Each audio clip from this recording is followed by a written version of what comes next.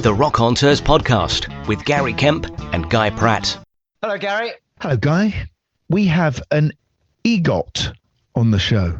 That's a type of kestrel, isn't it? It's one of only 16 people. There are only 16 EGOTs in the world. There are people who have won an Oscar, a Grammy, an Emmy, and a Tony. So right. Emmy, Grammy, Oscar, Tony, EGOT. Ah, okay. Not to mention countless Ivan Novellos and... Oh, mate. I mean, he's such a massive force in this industry. And I guess why we're having him on is because it's the 50th anniversary of probably... Jesus Christ Superstar, yeah, which was the start of... Because I guess what he did was one of the people who started to bridge the divide between kind of, rock, popular music and musical theatre. Yeah, absolutely. Those early albums that when he first did Jesus Christ Superstar had Ian Gillan from Deep Purple on there. I think there's an album before then of Joseph with Roger Daltrey singing. Oh. And he's worked with Rick Wakeman, Elvis. He wrote a song for Elvis. He's done a James Bond theme tune, Freddie Mercury, In Excess.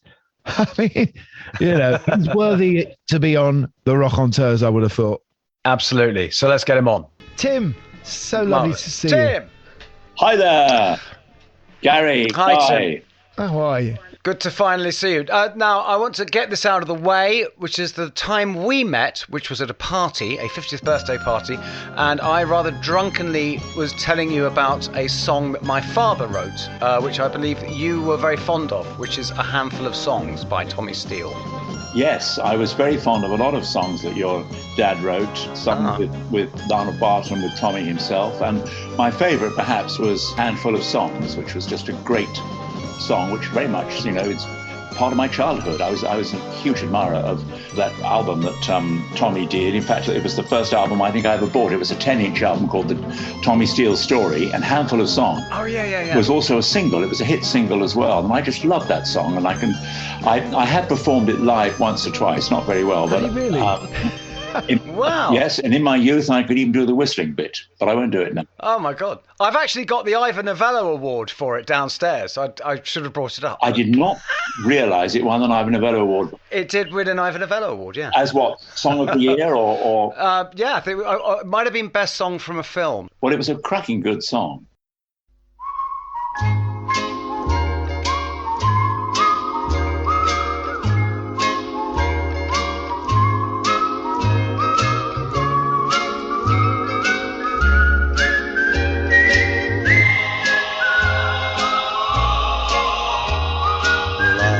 Got a handful of songs to sing you.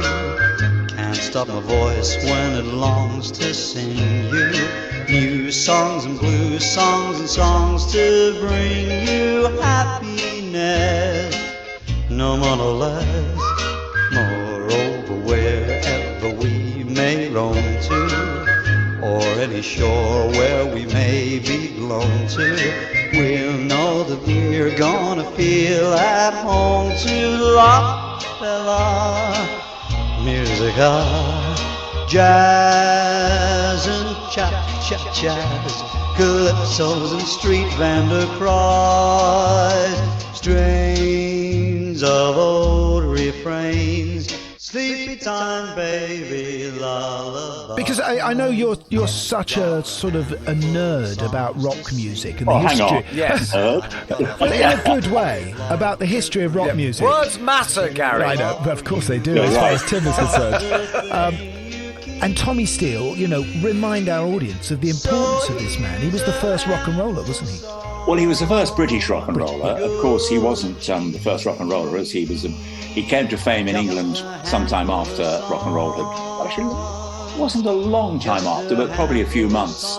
It was on the back of the skiffle thing, wasn't it? Yeah, the skiffle thing was going almost simultaneously, and his first hit was Rock with the Caveman, which was...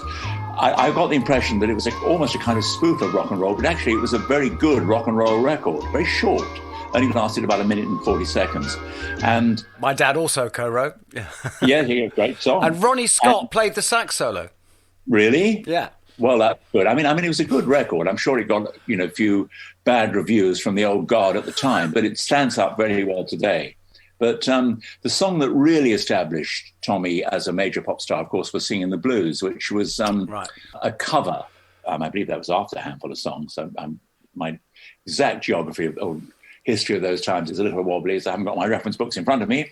But Singing the Blues was actually a cover, as I'm sure some people know, of the Guy Mitchell hit in America. And it was basically kind of a copy, but it was a copy only in its orchestration and arrangement. The difference for me in the two records was that Guy Mitchell, who was an extraordinarily successful pop singer in America, had a lot of hits and had been going since about 1952. He sang it pretty straight. It was a good song, Singing the Blues, and Guy sang it, you can't criticize it, he just did it really well.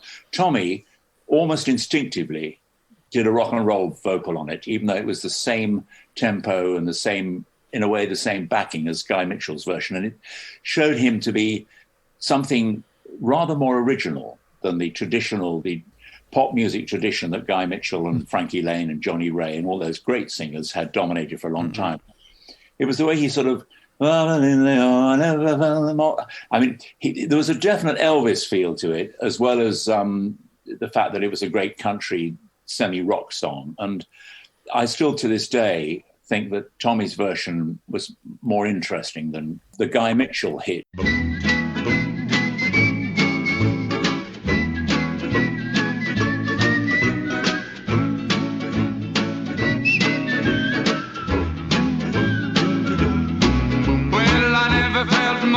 Singing the blues, 'cause I never thought that I'd ever lose your love, dear.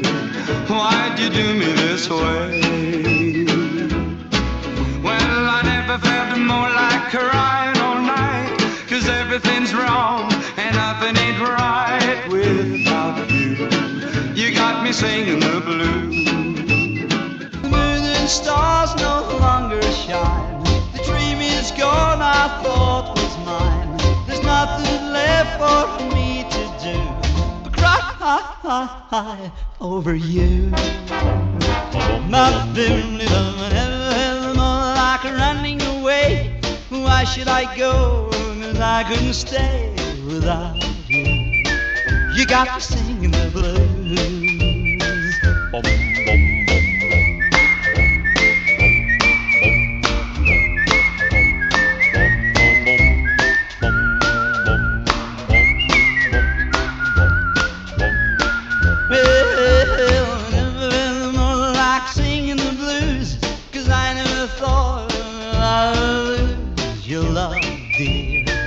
Why'd you do me this way? I never felt more like crying all night, 'cause everything's wrong, nothing ain't right without you.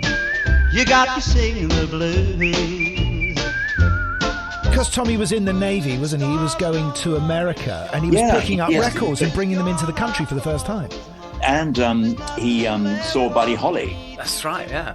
One of the few people from England to have seen Buddy Holly over there in America. Buddy Holly came to England once, which I didn't see him. I was too young, annoyingly. But Tommy, being a sailor, traveling a lot to America as a very young man in the Navy, Merchant Navy, he came back with a lot of records which he heard over there, which you couldn't get in England. I mean, people sometimes forget that the world in the 50s, and indeed up until about the Beatles' time, it was very separate.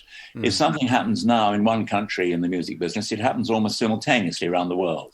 Whereas in those days, you could have artists who had entire careers which no one knew about. In America, they wouldn't necessarily mean very much in England and vice versa. And it was very hard for people to listen to anything but the very big pop hits from the United States. And someone like Tommy getting hold of some of these lesser-known records, the blues records, the country records, the rock and roll, that made a big difference. And were you listening to this stuff as well? Yeah. Not really. When you were getting hold of it? He's too young. He's too young, Guy. Oh, yeah, that's true. Yes, quite. Thank you. Sorry. I mean, I was listening to Elvis and Buddy Holly and Eddie Cochran and the Everly Brothers probably were my early favourites. Chuck Berry, but even Chuck Berry was a little esoteric back then. And of course, the British rockers, who weren't bad. I mean, they sometimes get a bit knocked as being copies of the Americans, but in a way, all the Americans were copying somebody. I mean, Elvis merged country and rhythm and blues. Everybody's influenced, and some of the British pop singers, had they been American, like Marty Wilde or Billy Fury or good old Cliff, they would have had every chance to have succeeded in America. But they frankly had better names than the Americans as well. You know, all those names were just amazing. Yeah, Billy Fury, Marty Wilde, Vince Eager, yes. Yeah, but they all managed by the same guy, though. Larry Parnes. Larry Parnes. Them all names, including Joe Brown, who is a great artist and is still around today, wonderful guitarist, great early British rocker, and really almost folk singer at times, great country singer, great rocker. And Joe was going to be called something terrible. He wanted to call him, Gary Twitch or Larry something. I don't know what it was. But, he absolutely refused to take this name and said, I'm going to be Joe Brown. And Larry Parnes, he actually set up like a charm school for rock and rollers in sort of Southampton or somewhere, didn't he? He used to coach them. They would be trapped in his house for God knows how long. Peter Sellers does a very funny takeoff, or did a very funny takeoff back in, about 2 or 3 years later, of Larry Parnes and his pop stars who, having trouble knowing which way round to hold the guitar and all that. And but it was a bit unfair on some of the stars who were actually rather good, as I said before, Marty and Billy and co. But it was a devastatingly funny, not completely exaggerated take on Larry Parnes' stable of stars. But, I have to say that I think that we sort of came a bit full circle recently, didn't we? With sort of Simon Cowell and X Factor. Exactly. Good point. And it felt like we were going back to the 50s again. I kind of thought that before with the whole dance scene, where it became, because in the 50s, really like where my dad worked, in Tin Pan Alley, where you basically just had all these songwriters and they would churn out songs. And how big your song was depended on how many people sang it. Right, a hit was when lots of singers sang it. And basically that's what dance music was. You had all these people in back rooms churning out records, and it was how many DJs played it. Absolutely. That made it in. Yes. It's the same thing. No, it's true. I mean, it's certainly interesting that the day of the jobbing songwriter who, would write songs in Tin Pan Alley and then try and get as many covers as possible on each song, that's long gone, because not that many artists in those days wrote their own stuff. A lot of the country artists did, and the blues guys did, but the straightforward pop people were usually relied on songs written for them by great pop songsmiths, pre-Brill building days. Your Sammy Kahns and people like that. Well, it was a separate job, wasn't it? Before the Beatles, it was a separate thing. Yeah. If you were going to be a singer, it would never occur to you to be. Yeah, so I suppose people like Anthony Newley broke the mould there. Well, there were one or two. I mean, even.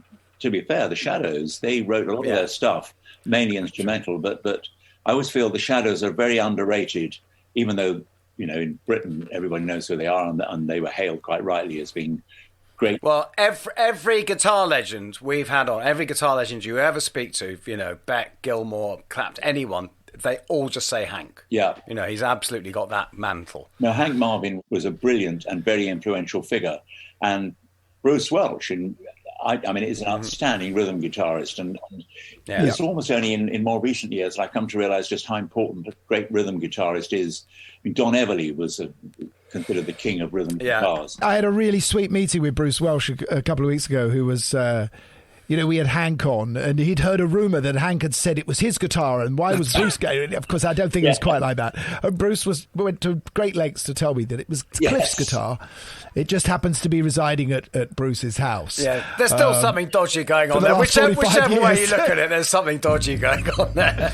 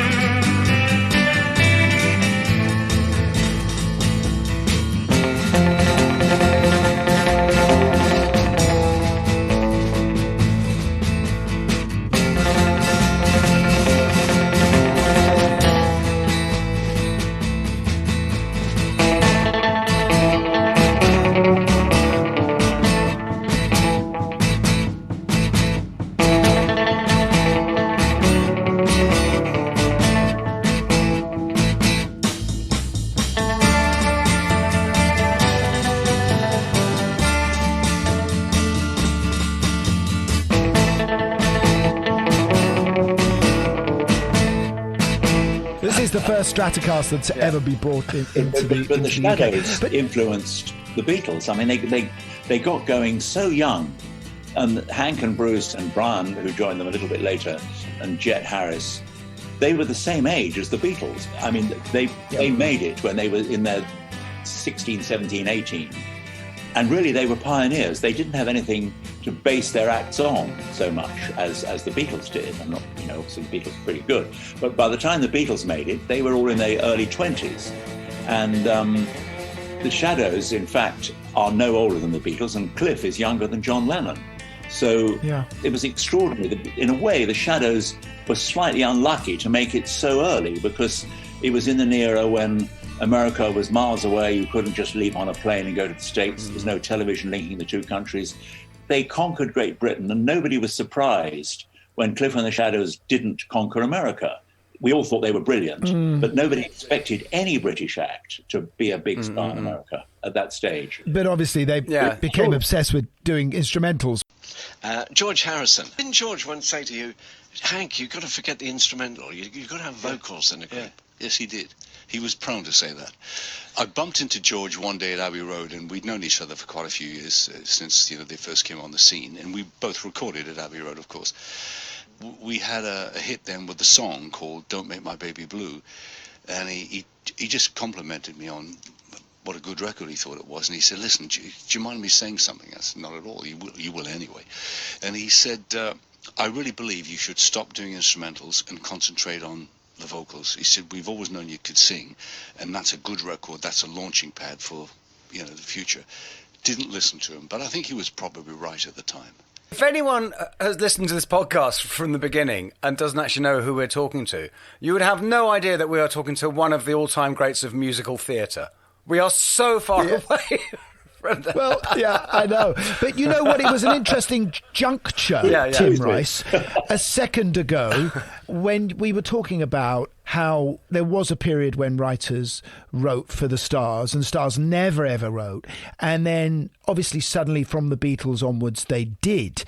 So you're coming along a little bit of an anachronism, aren't you? Initially starting out with Andrew. Were you always thinking, the only place for us to work is the stage, or were you going after artists to write for? I mean, obviously, one of those was Elvis eventually. That was a bit lucky. I mean, Andrew had this burning ambition to write for the theatre, and writing for the theatre, certainly in those days, even though the Beatles and the Stones were, right at their peak, it was very much the sort of stuff we were writing. We were expecting or hoping against hope that it would be covered by people. I mean, we were not the artists. And I think in theatre, the difference between the writers and the performers is still there. I mean, you do get some, obviously, the odd show where like Anthony Newley, when people perform and write and sing, in other words, do everything themselves. But we weren't trying particularly to write hit songs. And I think if we had been trying to write hit songs, by that I mean hit songs for the hit parade or for the top 40. I mean, a song like Don't Cry For Me, Argentina, which did become a big pop hit, we would never have written it if we just sat down and said, right, let's write a hit pop song for the charts. Let's aim for number one. Evita Peron. Hang on. I want to get back. Yeah, we need to get back. But that's a lovely moment, Guy. Can I bust in there? Because I'm going to get you to do this in a bit, Tim. A bit of it. Because Don't Cry For Me did have a different title, didn't it? Wasn't it Kansas City? No. I've heard you sing it in completely different lyrics. The research is brilliant, but you've confused two cock-ups. Sorry. I Don't Know How to Love Him was originally a song called Kansas Morning. And that was when we were trying to write pop songs. I mean, Andrew had written this wonderful tune before we even had the idea for Superstar. And I wrote a pretty awful lyric to it, Kansas Morning, because it seemed to me that in those days, you had a good chance of a hit if you stuck an American place name into it. It was Massachusetts, and I Left My Heart in San Francisco, and The Lights of Cincinnati. 24 Hours from Tulsa, Yeah, exactly. 24 Hours from Tulsa. That was a great one. And I thought, Kansas, I'd never been to Kansas. I still haven't. I've been lucky to go to most states, but I've never been to Kansas. We wrote this terrible song, or I wrote this terrible lyric, I should say, which was, I love the Kansas morning. And it was all about a bloke who was in prison in Maine. And the reason he was in prison in Maine was that Maine was a word that rhymed with a lot of other words. Whereas if he'd been imprisoned in Arkansas, or it wouldn't have worked.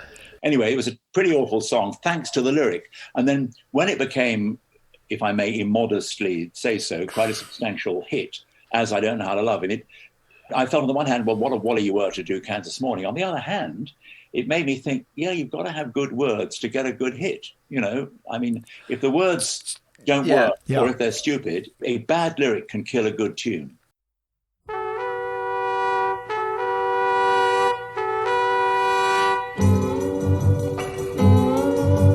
Dearest, darling, I had to write to say that I won't be home anymore. 'Cause something happened to me while I was driving home, and I'm not the same anymore. Oh, I was only 24 hours from Tulsa,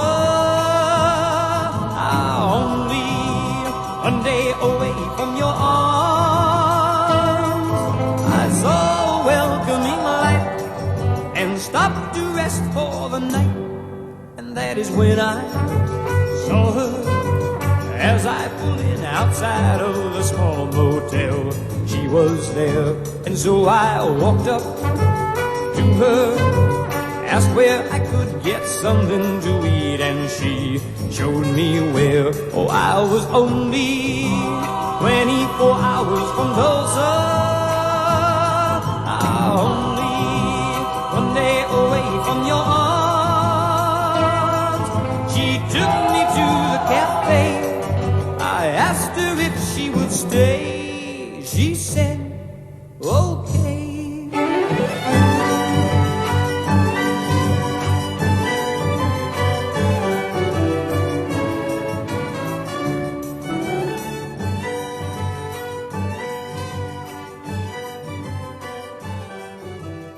We've missed the start here, which is how you and Andrew found each other, and how you found you were a lyricist. I mean, did you just wake up one day and went, lyrics? That's what I wanted. I mean, you love music. I mean, did you want to write music, or...? Well, I was always quite good at writing words at school and essays and the odd poem, and I used to do funny poems occasionally. One of the punishments at school was to write 300 words or to write... And I kept getting more and more punishments because one of the prefects said in the end, well, we like to give you punishments because your essays are usually very funny. And they just wanted to read the essays. I said, well, I would have done them, you know. Anyway, we'd ask politely.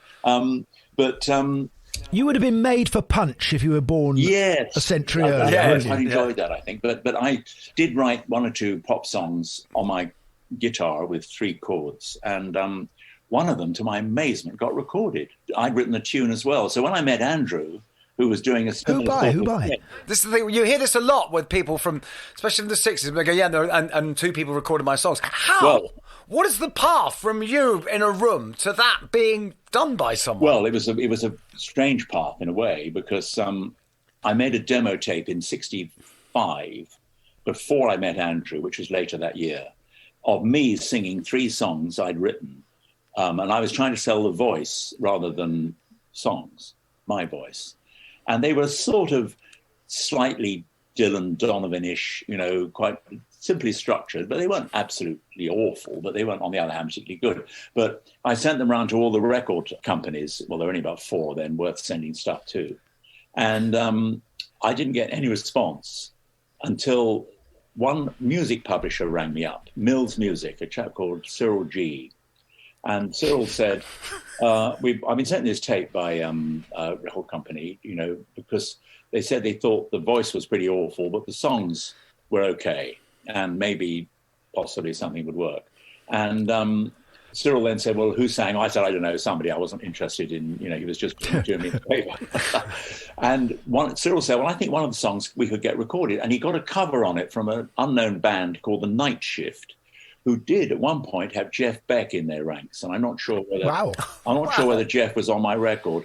I did meet Jeff Beck once, and he said he thought he was, but there's a dispute. Well, he was. Yeah, he was. You can usually tell when Jeff Beck is on a record. Well, it actually, I mean, Jeff, of course, wasn't known then, but it did actually appear on an album, a CD, many, many years later, you know, the best of Jeff Beck or early Beck or something. So, wow. Where would you have done your demo then? I mean, not on the booth on Waterloo Station where Gary and I used to do things when we were kids. My first demo was at home on a Grundy reel-to-reel. But having gone to a good second division public school, Lancing College. Oh, it's up the road very, here. Very privileged. I judged the music competition there a couple of years ago. Yes. Well, unfortunately, I was there a bit before you did that. But yeah, you would have won. Have you heard the name Tony Hall? He was a seriously important disc jockey, music critic, and he also ran Decca promotion department. And I wrote to Tony Hall because he was at Lancing College way before me. He died not that long ago, actually, aged about 90 something. But I wrote to Tony and said, I'm terribly sorry to use the old school tie, but I've written a few songs, and I wrote a long letter to him. And I got a reply very generously, and he's obviously a busy bloke. It kept sending very groovy telegrams saying, sorry, I haven't replied. I'm out in the north of England with the Righteous Brothers, and sort of these totally groovy telegrams. I thought, wow, this is fantastic. Anyway, he fixed an audition for me. And I went along to Decca Studios in Hampstead. And Arthur Greenslade, who was a well-known arranger at the time, I showed him the stuff. And he hadn't seen anything until I came in the studio. And they were just 3 or 4 chords. And I made some demos of 3 of the songs I'd written. So is that with a band then? No, just him. Piano, and me. I think I was strumming my guitar rather badly in the background, but singing. Basically, it was they were just to sell the songs, and that was the tape I sent to. Thanks to Tony Hall, the tape I sent to record companies, and there was no result except this Cyril G somehow got hold of one, and it was therefore covered by the Night Shift, who I'm afraid I probably finished their career off because it wasn't. But thanks to you, they are now actually all on the Night Shift. And this is the second instance we've had of this kind of public school old boys network, because Genesis got their first break because Jonathan King was a Charterhouse old boy. Right. Yeah. Course, I know it's grossly unfair, but I dare say that the odd state school has had that link occasionally. But the interesting thing was that I had this record, and as I'm sure you would both appreciate, even though you're so much younger than me, but having your name on a 45 RPM record you were on the bottom rung of the ladder. Nowadays, Nowadays, anybody can make a record, and it may be good and it may be garbage, but anybody can make one. You know, if you say, I've made a CD, people say, oh yeah, who hasn't? But in those days, nobody had a record pressing plant in their front room. To get your name on a proper label in any capacity was no, absolutely. But Tim, let's just say how unfortunate it is now for young writers who don't get their name written on Spotify or Apple Music. Yeah, I agree. It's just the title of the artist and the title of the song. Yeah. At least, you would have seen your name in brackets beneath the title. I did, and it was very exciting. And because I had this 45 in my hand, it was on the Piccadilly label, which was one of Pye's labels. It was a perfectly legit label. It had quite a few hits. I think Joe Brown, funny enough, was on Piccadilly at the time. And everywhere I went, I took this record with me to, just to try and impress people, maybe get a job. And I went to a book publisher because I had this bonkers idea for a book about the history of the charts. The printing all the charts, and the book publisher didn't like the idea, but he said, what else do you do?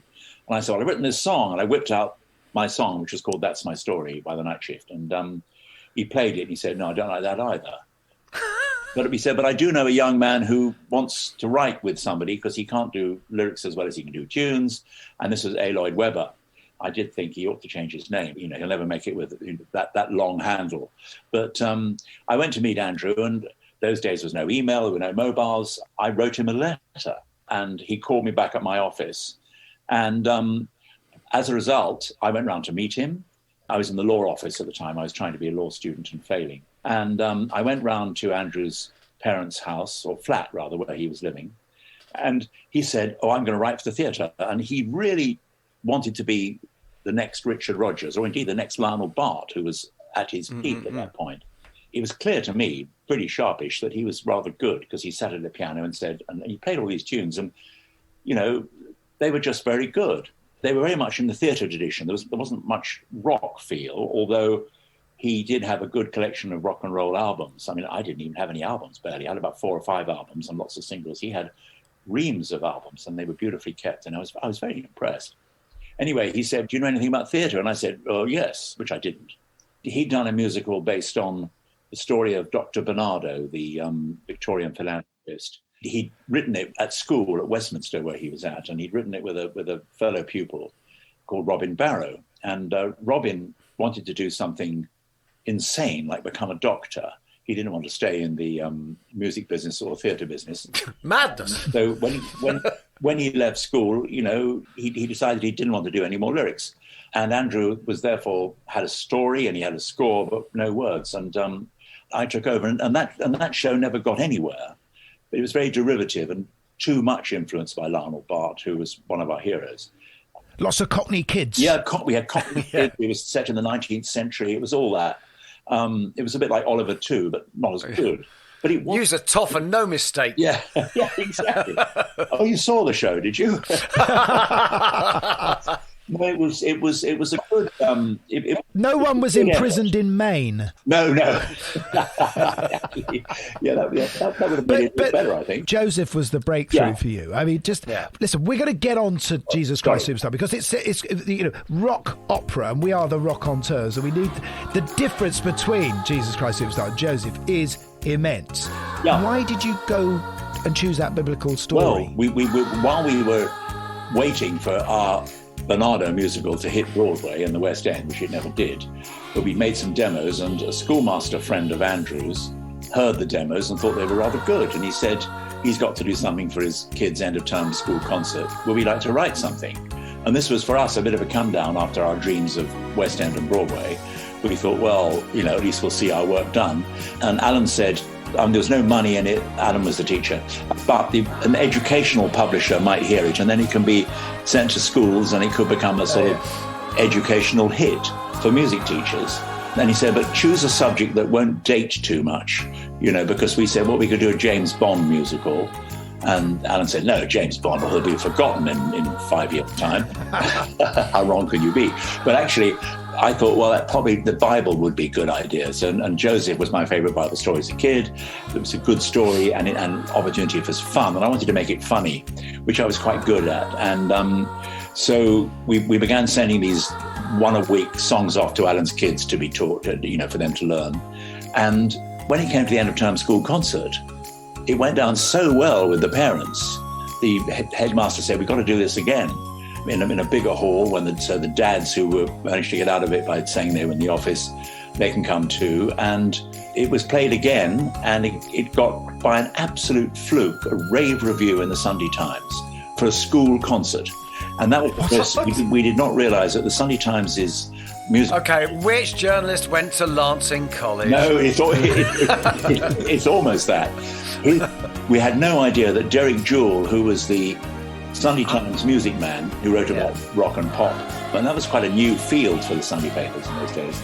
His son was at the school and was in the choir, and he went along on the evening performance mainly for the dads who hadn't seen it, and he thought it was so good he wrote a rave review about it in the Sunday Times.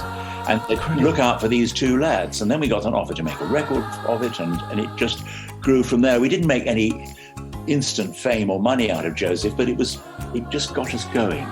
This started the thing that you did, which is a brilliant pioneering thing that the two of you did, which is that you make a record as a way of raising the funds or whatever, or getting the profile to put the show on. Absolutely. As opposed to, which is brilliant. It's completely the other way around to how other people do it. Yeah, I mean, in a way, we didn't know what we were doing because the Joseph, obviously we didn't think Joseph was a show. It did turn out to be, but we just thought it was something for schools. So the record was an obvious move. When it came to Superstar, and what Joseph finally did for us, we did one more performance of it in St. Paul's Cathedral.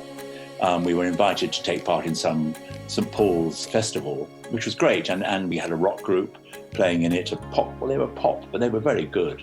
And it went down really well. And that performance got us proper management.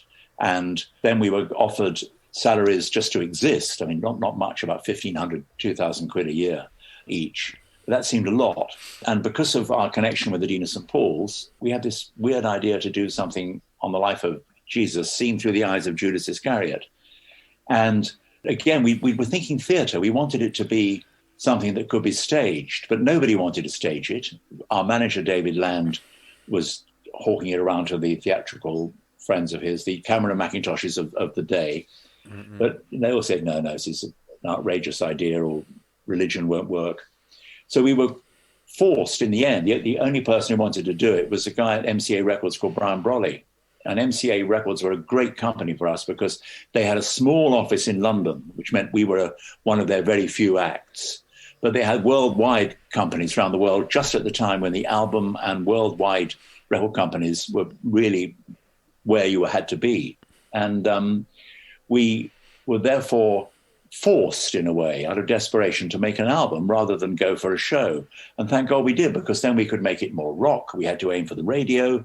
And the actual piece wasn't influenced by that, but the way it was done was. And Andrew was able to put huge forces together, like an orchestra and a choir and a rock band, which you would never have done in those days in the theatre. The Rockonteurs podcast with Gary Kemp and Guy Pratt.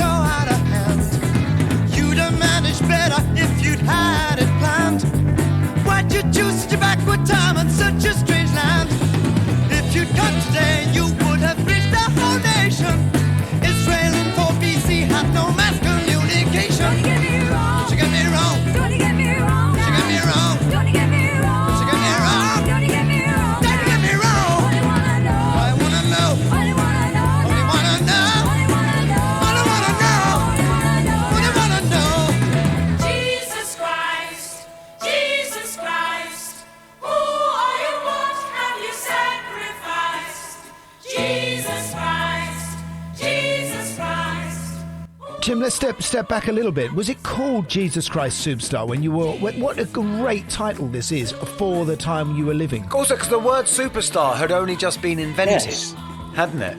I remember. I looked it up some years later. I think it was coined somewhere obscure in about 1938, but I first was aware of it when I saw a big ad for Tom Jones in the Melody Maker or something, and it just said, the world's #1 superstar, and there was a picture of Tom Jones. I thought, what a great word superstar is. And we'd written the song, or I'd more or less written the song Superstar, but it just went, Jesus Christ, dum, ba, ba, ba. It didn't have the word superstar in it. And I thought, let's put that in and call the whole show. I mean, if you look on the very first single, Murray Head, of that song, even though the song was by then called Superstar, it said from the forthcoming musical or opera, Jesus Christ. It didn't say Superstar. So it took a bit of time for that to happen. But everybody, when they heard the title, Jesus Christ Superstar, in 1969, they thought, wow, you either loved it or hated it without hearing it. And it was a bit like the Sex Pistols in a way. You know, the Sex Pistols, you couldn't ignore them. You either were very pro them or very anti them. And to a certain extent, Superstar was like that. Because we'll get on to that, because obviously it caused a lot of problems, especially with the religious community in America. Yeah, especially when I only recently found out that you hosted that brilliant TV debate with the Pythons, whose original title for Life of Brian was Jesus Christ, Lust for Glory. Yes. That was, I mean, that's the jumping ahead, but it was extraordinary that one of the shows I had featured Michael Palin and John Cleese up against the Bishop of Southwark and Malcolm Muggeridge. That's right. It was amazing. It's amazing. It's all on YouTube. It's fantastic. Yes, I know. And people forget that the first half of the show, which was fine, was me interviewing Paul Jones of Manfred Mann, who's one of my favourite singers, and Norris McWhirter, who founded the Guinness Book of Records. And I thought, well, this might be the best part of the show, the first half. But of course, because I was a bit worried about the Bishop and the Malcolm Muggeridge. But we got the most ding-dong, fantastic battle, which I hardly got a word in edgeways. I mean, I was meant to be the host, and I was thinking, well, I can always say this sort of thing happened to us with Superstar 10 years ago, which it did, but we never got onto a TV chat show being harangued by religious leaders. We were just harangued outside the theatres, mainly. Sorry, I just want to take a little left... really sorry, Gary. I just want to take a little left turn here, because you've just reminded me of something. Only a couple of years ago, I found out that Paul Jones did these sort of pop recordings of Sex Pistols songs, and apparently that was your idea. He told me about it, yeah. Because your thought was that like Anarchy in the UK and stuff, they are just nice pop songs. They just haven't been done right. My favourite Sex Pistols track was Pretty Vacant. I thought it was a rather good song. And it is, absolutely. Did a version of that and Sheena is a Punk Rocker by the Ramones, I think it was. And we did them with strings and Paul singing almost like they were ballads, which they worked in a way. I mean, the record didn't go, but one or two people quite liked it. It got a bit of airplay, but I think some of the Sex Pistols fans were rather sort of offended by this. But obviously offending people was what you did. I can't think of anything more punk than... We had a Paul wearing a punk badge on the cover of the single, I think, but it didn't do anything. But I was always, fooling around doing strange records, none of which really came off. But let's get back to Jesus Christ Superstar, because I think what people forget now, because it's become so part of the establishment and part of the cultural ether, is the irreverence of it. Woodstock had only just happened, and so you turn the Jesus scenario into a kind of Woodstock. This is a hippie leader. This isn't the first time this sort of thing's been done. You go back to sort of people like Bruegel, who was, people who would paint Jesus in their own time, as though he was living there with them. And you were turning this man. You were sort of de-messiahing him. And that's what the religious community were outraged by, right? Well, some of them were. The religious right, let us say, maybe. I don't know what you'd call it. Yeah, well, the religious right to a certain extent down in the South, but we didn't actually go down there very much at the time. We had a ridiculous charge of anti-Semitism, which I was rather offended by that, which we defended successfully. But basically, the press, then as now, would blow up any controversy and make it seem bigger than it was. And although we did get a lot of protest at the time, it was very little that was actually dangerous or worrying to us. We got far more. We got thousands and thousands of fan letters which we never were able to open, which the record company got. And again, I must remind you, or indeed everybody, that there was no email in those days. Post was the important thing, and protesting outside theatres was the way to do it. And obviously it was controversial, but I think when you see something like Jesus Christ Superstar, most people said, wow, this is interesting. And even if I don't like it, I want to go and see it. I mean, he ends up on a cross at the end. I mean, it's quite a shocking image, isn't it, for a sing-along musical? It's a, genuinely terrifying story. And from the point of view of Judas, I mean, I always thought, even as a kid, I thought, why was Judas, he seemed like a bit of a fall guy, really. And the strange thing is that in the Gospels, which is virtually the only record that we have of Jesus' life, he doesn't really have a point of view. He doesn't say anything much. He's just the guy who betrayed his master. And he must have had a reason for doing it beyond 30 pieces of silver. That was something which I found intriguing. And to a lesser extent, Pontius Pilate, who was unfortunate, in my view, that he happened to be the man in charge of that particular outpost of the Roman Empire at that time. Because in the creed, and the Catholic creed and the Christian creed, it's, it says, I believe in blah, blah, blah, our Lord who suffered under Pontius Pilate. And I think, well, he did, but it wasn't really Pontius Pilate's fault. He happened to be the bloke around at the time. I mean, these are all thoughts I had as a kid, really. And I thought, and obviously they were things I was able to expand on when we came to write the show, which I rather enjoyed.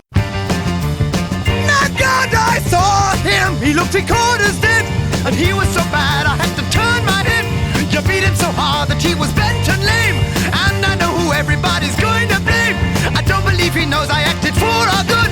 I'd save him all the suffering if I could. Don't believe our good. Save him if I could. Confessions, forget the excuses. I don't understand why you're filled with remorse. All that you've said has come true with a vengeance. The mob turned against him, you've backed the right horse. What you have done will be the saving of Israel. You'll be remembered forever for this. And not only that, you've been paid for your efforts. Pretty good wages for one little kiss. Christ, I know you can hear me, but I only did what you wanted me to. Christ, I'd sell out the nation, for I have been saddled with the murder of you. I have have been spattered with innocent blood. I shall be dragged through the slime and the mud. I have been spattered with innocent blood. I shall be dragged through the slime and the slime and the slime and the mud. I don't know how to love him. I don't know why he moves me. He's a man. He's just a man. He's not a kid. He's just the same as anyone I know. He scares me so when he's cold and dead. Will he let me be? Does he love me too? Does he care for me? We should talk about the album because, being, a show predominantly about rock, you make this incredible rock album, and I've had another listen to it. And I forgot how, can I use that word? Proggy it is at times, Yay, there it is. And Ian Gillan as Jesus Christ from Deep Purple. We'll get there, but I just also want to say that I did a little bit of research into the term rock opera, Tim.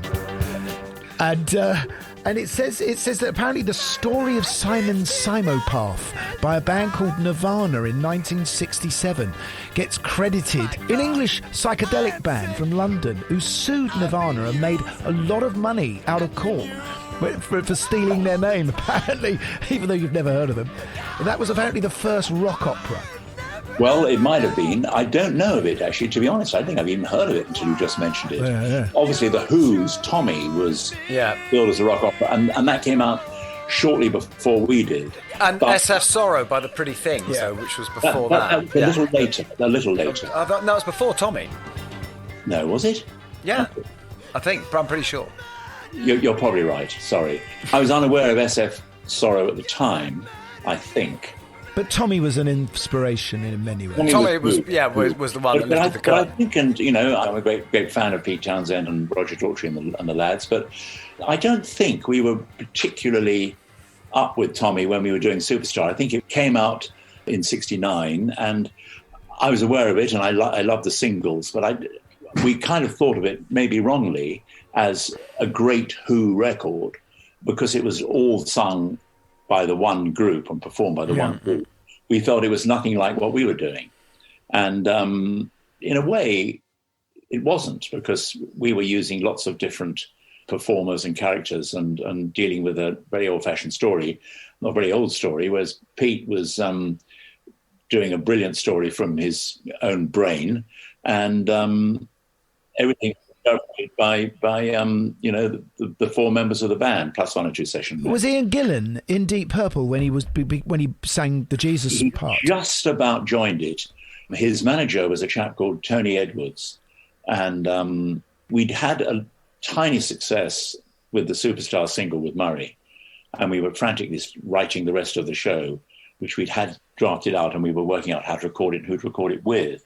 Was MCA had given us a deal, and Tony Edwards read this story, and we said in passing Murray was going to sing the part of Judas, and we were looking for someone to sing the part of Jesus. And Tony Edwards came round with some tapes of one or two of his artists who were good, but they were sort of balladeers, Andy Williams, that sort of thing, but not what we were trying to do at all.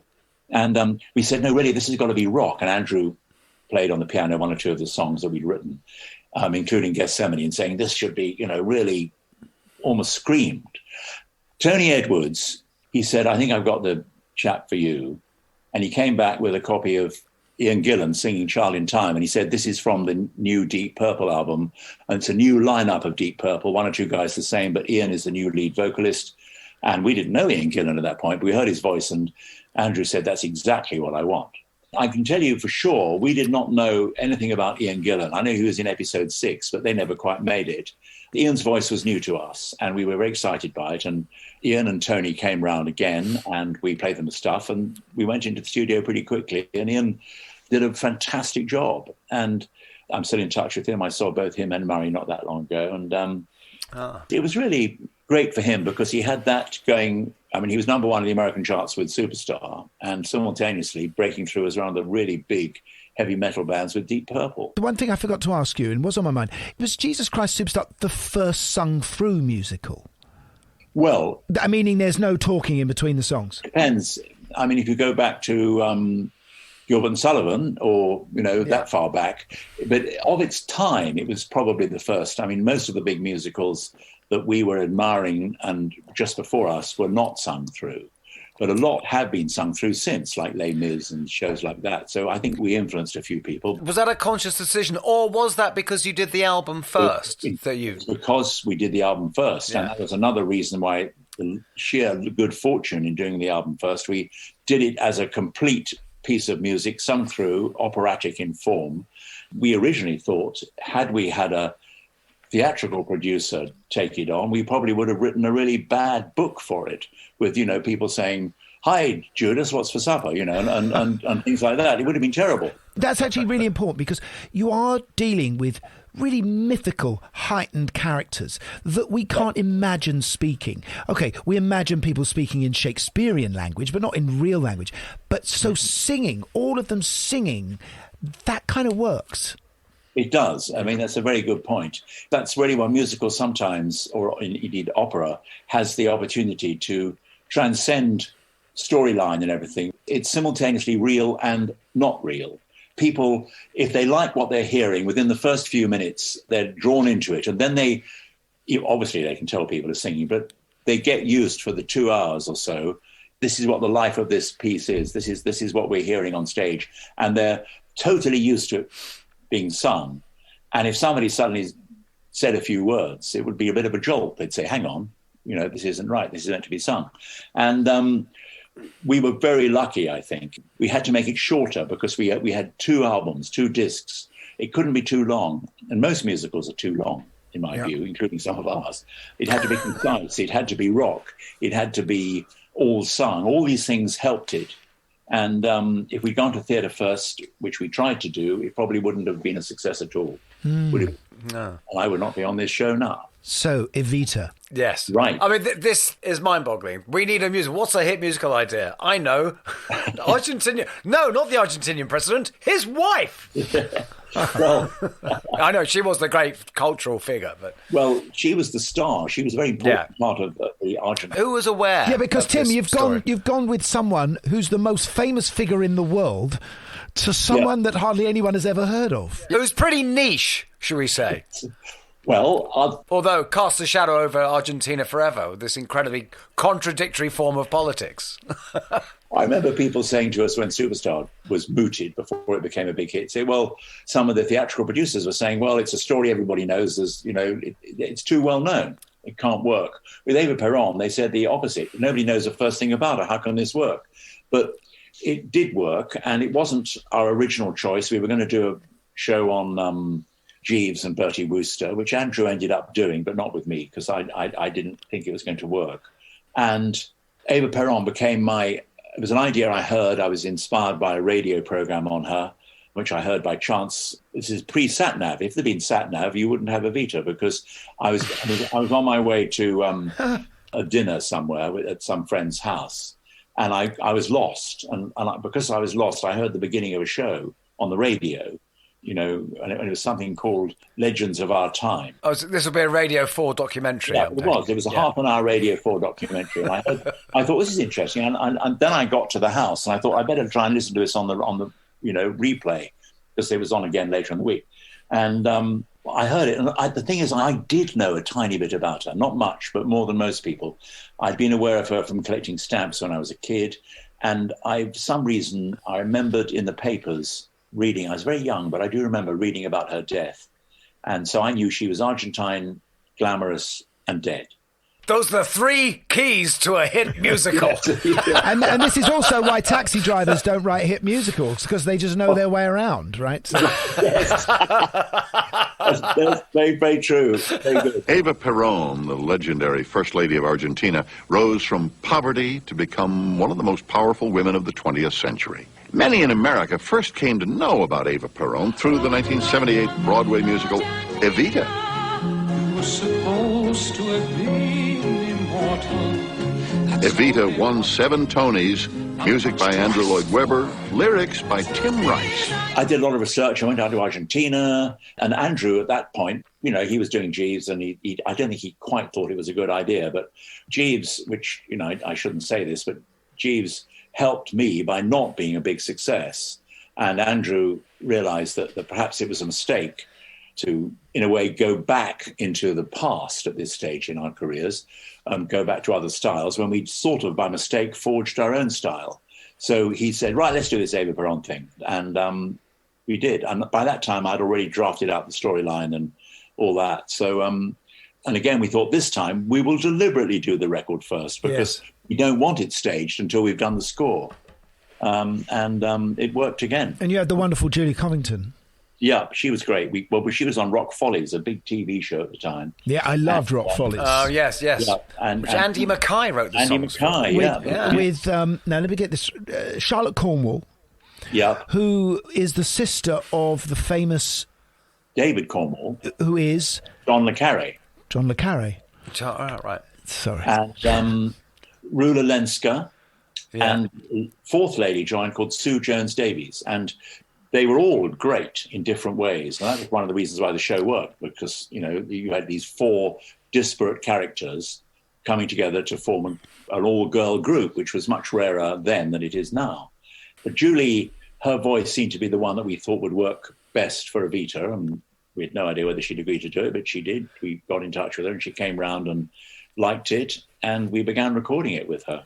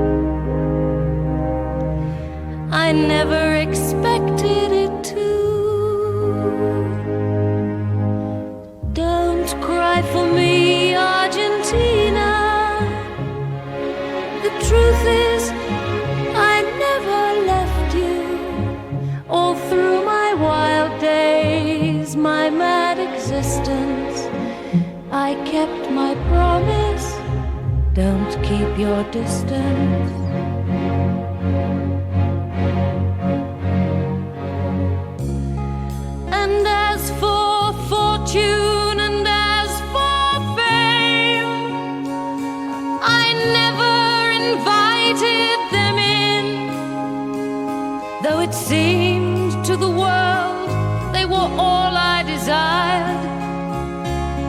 They are illusions, they're not the solutions they promised to be.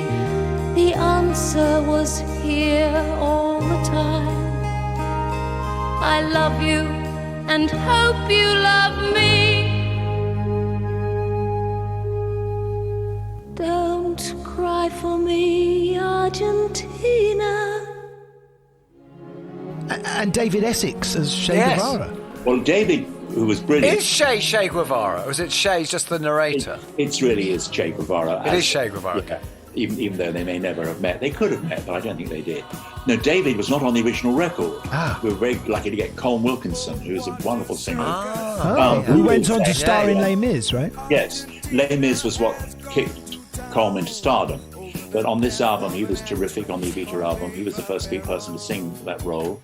But when we got to the London West End show, neither Covington didn't want to do it. Colm Wilkinson, I think he was away at the time, or Hal Prince wanted somebody, with a different sort of voice. I can't remember what it was. But David Essex, we approached David because A, he was very talented, and B, he was a big name. We felt we didn't need a big name, but it happened that one very big name was also very good, and that was David Essex. And David did a brilliant job. But hadn't you already written a hit single for him, or was that afterwards? No, Mike Batt, who you know well, Gary, I'm sure you do as well, Gus. Mike Batt did a brilliant cover version of Oh What a Circus with David, which was not the version. Oh, yes, of course. All right. The cast album with Elaine Page and David Essex, that was a different recording of Oh What a Circus. Mike did a wonderful arrangement of it, and it was a big hit single for David. And we never thought either Don't Cry for Me, Argentina or Oh What a Circus would be hit singles. Once I heard David's version with Mike Batt, and once I heard Julie's final version, we thought maybe these could be hits. The Rockonteurs podcast with Gary Kemp and Guy Pratt. To bring this up, how do you write? Is it you and Andrew on it together, or is it like an Elton and Bernie thing? Good question. In the same room? I mean, like most writers, I imagine, who have separate jobs to a great extent, you have to do your job more or less on your own. I can't write a lyric if there's anything going on in the next room, or if there's any major distraction. But have you already got Andrew's tune? But I've already got the tune. All I need, and by that point, Don't Cry for Me, Argentina. In those days, I'd have a cassette. I'd play the cassette at home, and then, of course, after a few plays, you've got the tune in your head, so you don't need that, except at the end when you want to play the whole thing back and sing along with it to see if it fits. We would together. Well, I would say, right, this is probably the first scene. This is the second scene. We need a song here that's a funeral. This one needs a love song. This one needs a rocker, whatever. But do you ever have a title to give to Andrew, say, so you can get the scansion of the title into the melody? Occasionally. I'm not sure that I did have very many actual titles before, if any, but Andrew would write a melody or a piece of music that fitted the mood, and that would often give me the title. Certainly Don't Cry for Me, Argentina was a title that we didn't put into the last. That's right. I'm wondering if you ever had a title that inspired Andrew. No, I like to think that the storyline I was offering him inspired him, and it did, because I think the Evita score is terrific. But I don't remember giving him a title. I might have done, but I can't remember doing that. I mean, Oh What a Circus was the first lyric I wrote to one of Andrew's melodies. And that, of course, that melody is the same melody as Don't Cry for Me, Argentina, but done in a different way. I love this dissection of songwriting, because one of the key things about writing in a musical as opposed to writing a pop song is that, we're told, is that in a pop song is just a snapshot of emotion, where in a musical a song has to have drama running through it. Something has to change within the song. Yeah, so the character start at point A and end at point B. Is in a different place. Yeah. Is that something that you're always keen on doing, or is Another Suitcase, Another Room? Does that have that in it, or was that a straight up pop song?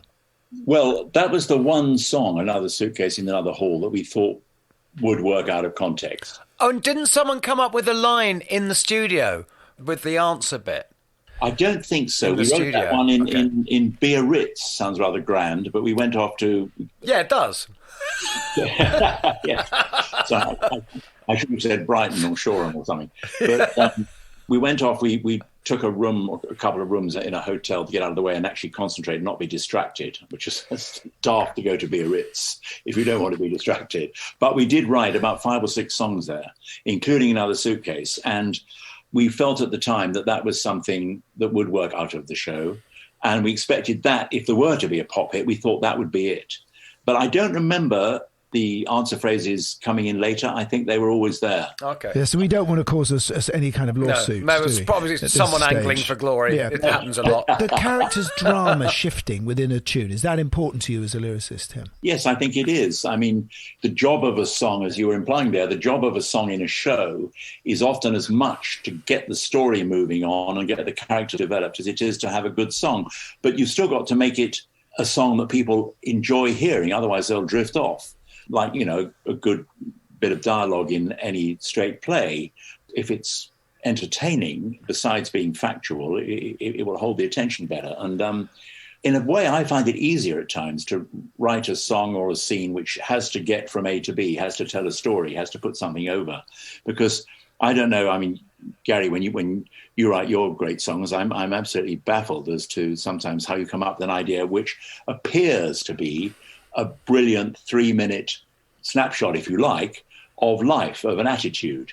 And from that you can write something like, without being guided by drama. Yes, but which I find very difficult. I mean, I've hardly ever had any success with a song that wasn't in some way inspired by a story that I was writing that wasn't a part of a story. It's always been important to me that, or put it this way, it's always been inspirational to me if I'm telling a story.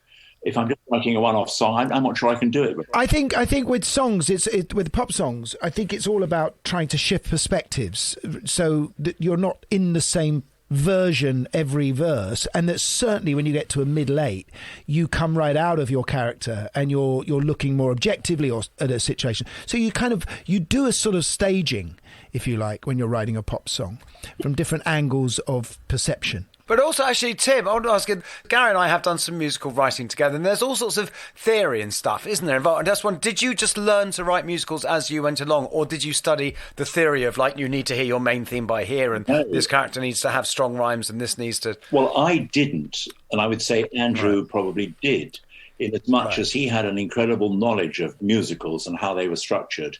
I liked a lot of musicals when I was a kid, but I hadn't actually seen any of them. I'd only heard them on record because I was a vinyl junkie. Mm-hmm. And I think the fact that we didn't obey the rules was why we were successful, or one of the reasons, because Jesus Christ Superstar and indeed Evita, they broke a lot of the rules, the subject matter, the format, the way they were introduced to the world. And I've always said when people ask me, how do you write a hit musical? I say, well, I don't really know, except you've got to remember the rule is there are no rules and no one knows anything. And people, as I think I said earlier, they'd say you can't write about Jesus because everybody knows the story, and you can't write about Eva Peron because nobody knows the story. Well, ludicrous. You can write about anything. In theory, anyway, I believe, you can write about almost anything if you just approach it with some sort of originality and a few good tunes. And were you happy with Madonna? I mean, of course you were happy, but I mean, would you have imagined that? I was very glad about Madonna doing it because I felt she had, some similarities with Ava. She was a very determined, unusual woman. And I think she did a very good job in the film, actually. I was slightly disappointed for her that she didn't turn it into a bigger film career. I mean, I was slightly surprised. I think we have some things in common. I went to New York when I was 17. She went to Buenos Aires when she was 15. I think she was incredibly courageous. I mean, to have started where she started, but then go to where she arrived at was amazing and required an awful lot of courage. And I can definitely relate to a lot of things that she had to go through. It would seem like perfect casting. One icon playing another. The more I found out about her, the more I wanted to do it, and the more I was sure I could do it. And I became sort of obsessed with her and sort of figuring out, because everybody I talked to was either completely against her or completely for her. And I just thought, okay, where's the truth in all of this? Can I ask about the putting musicals onto film? Because invariably the actors are miming. And I always have a little problem with that. I prefer to see them on stage, emoting, physically involved in presenting the words directly to the audience. Mostly in films, they're having to mime. Did you have an issue with that at all, Tim? I was not deeply involved with either the Superstar or Evita movies. And I was delighted they were being done. And I, thought that both of them had good points and perhaps the odd weak point as well. But you're right. I would agree with you completely. With a musical, you get the essence of the piece much more completely on stage than you do in film. You're right. And sometimes, of course, in some films, like My Fair Lady, they're miming to someone else's voice. Yeah. Also, you've got actors doing something they're not used to doing. Pop singers are used to miming, from A Life on Top of the Pops, whereas actors have never done it. I mean, Madonna is interesting. We wrote a new song for her. She wanted a new song, and we all wanted a shot at an Oscar, because you've got to have an original song that hasn't been heard before if you want to be in line for an Oscar. And normally people stick a new song into a film, because Don't Cry for Me, Argentina, or any song in a Evita film could not win the Oscar because they'd been around before. Nominated songs for Oscars have to be brand new in the film, first time they're heard. So if we wanted to have an outside chance, we had to write a new song, and we wrote one for Madonna, and almost by mistake, it was a jolly good song. What was it, Tim? Remind me. You Must Love Me. And it was a top 10 hit for her on the American charts as well. And it was really something that turned out so well. I mean, A, it did win the Oscar, but B, it worked well enough for virtually every show now of Evita, every stage show adds that song in the show, which is great. Where do we go from here? This isn't where we intended to be. We had it all. You believed in me. I believed in you. Certainties disappear. What do we do for our dream to survive? How do we keep all our passions alive as we used to do? Deep in my heart, I'm concealing things that I'm longing to say. Scared to confess what I'm feeling. Frightened you'll slip away. You must love me. You must love me. Well, also, the thing I love is that because your story of you and Andrew getting together is at the same time, and it's the same story as Elton and Bernie. And there's this really funny parallel universe where you've just spent your life writing for Elton and Bernie's been writing for Andrew. Well, what is even more extraordinary about the Elton thing was that Elton and Bernie were on MCA, which is our label in America and in here. Mm-hmm. I shouldn't know, they were on DJM over here, but in America, they hit hugely. Elton became a big star almost overnight with his first major album. And he became a major star just at the same time that we did, although he was a performer, we were writers. And MCA had both of them. And furthermore, we both had huge albums in America. And both those albums flopped initially in Great Britain. It was extraordinary. There was incredible parallel with our careers. And, I was saying to Andrew, I'm a bit worried about this new Elton John chap. MCA putting rather a lot of effort behind him. Had they forgotten about Superstar? And I'm sure Elton was saying, what the hell's going on with this Superstar thing? Yeah. It was this sort of Blur Oasis thing going on between the two. We were in different, areas of the music world, but we were on the same label at the same time and hitting it big in the same country. It was strange. And I've obviously got to know Elton very well and had the great privilege of working with him on several projects. But at the time, I would never have, it was extraordinary. I would never have dreamt that, 30 years on, seeing him at the Fillmore West on his first album, I would have thought, I don't think I'll be writing with Elton. Because, wow, you were there. Fantastic. Well, actually, we saw him in the Fillmore East in New York. I was not at the Troubadour when he broke big. Yeah. Unfortunately, should have been. MCA should have invited us. But Well, I think we were probably in England at the time. You are that rare breed, an EGOT. Yes, I don't know who invented EGOTs. I mean... Well, can I just say, I think it would be much more distinguished sounding to be a Toge. I know an EGOT sounds like a very angry seagull. Yeah, Toge, surely. Tony, Oscar, Grammy, Emmy. These are the 4 awards that count. I mean, you could have said, life-saving medal. I don't know. I mean, it's I'd never really heard of EGOTs until quite recently, and now you seem to be hearing them all the time. He's got an EGOT, or I don't know.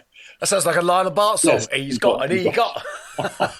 It certainly rhymes with a lot of things.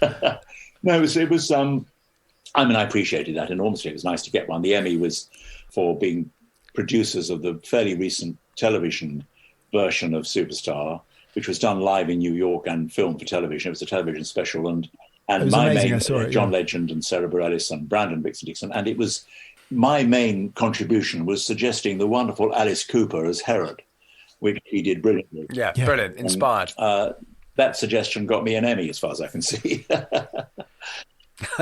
And Grammys, obviously, they go without saying. I find Grammys an interesting science to study because I know that the Madonna song, You Must Love Me, wasn't even nominated. I was a bit surprised as it won the Oscar as best song from, and apparently Warner Brothers or somebody who was meant to fill in the form didn't.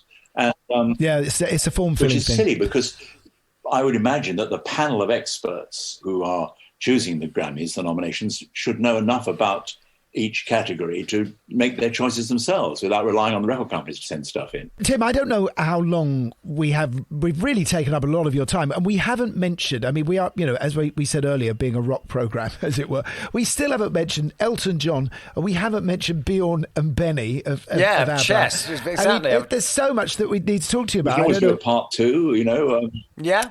A question I would like to ask you is, what do you feel you're most proud of? Well, it's difficult. I mean, I think I'm quite realistic about some of my stuff. I mean, I think in a way the best idea I had was Eva Peron, in a sense, because following Superstar was almost harder than doing it in the first place. Whatever we chose to follow Superstar with, most people, including me, thought we'd never be able to follow it. And I think that was a brilliant idea. And I didn't really know it was a brilliant idea, but it grabbed me so quickly. I thought this could work. And, I mean, Andrew would admit this happily. It took him a while to think it was a good idea, but once he did get it, he wrote the most wonderful score. And I think in terms of both our careers, I think that was the one that really ensured we were going to be around for a while. I want to tell the people of Argentina, I've decided I should decline all the honors and titles you've pressed me to take, for I'm contented.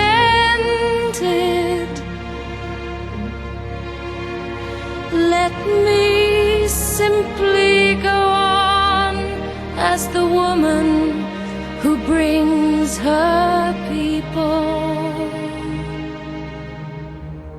to the heart of Beiron. Don't cry for me, Argentina, for the truth is I shall not leave you, though it may get harder for you to see me. I'm Argentina and always will be. Have I said too much? There's nothing more I can think of to say to you.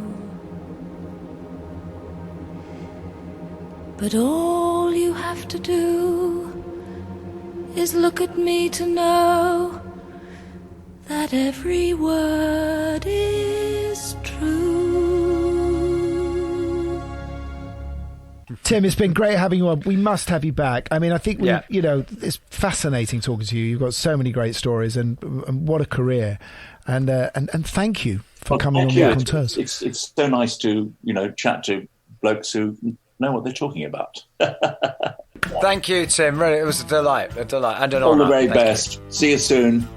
Bye. Cheers. Bye. Can I just say, just add one last thing? We didn't talk about your friend, father who passed away this week. Leslie Brickus, the great songwriter. Yeah, I know. Who's absolutely of that stable. Yeah. We should just mention him before we go. We should mention that one of the absolute all-time greats had that amazing partnership with Anthony Newley, amongst other things. Yeah, I had the honour of meeting him a few times. And yeah, what a talent, and the world has lost one of the, brightest lights. The great songwriters.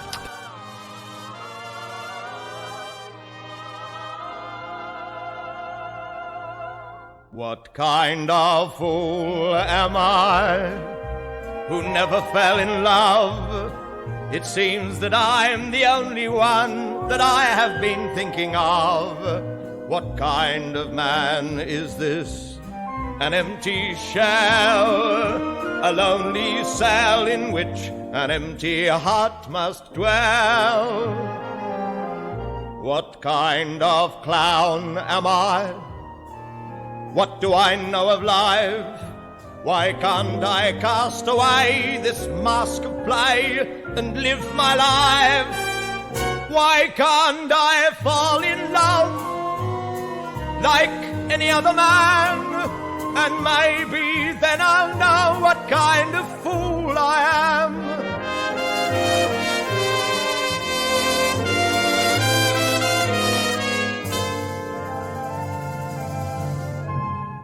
Why can't I cast away this mask of play and live my life? Why can't I fall in love till I don't give a damn? And maybe then I'll know what kind of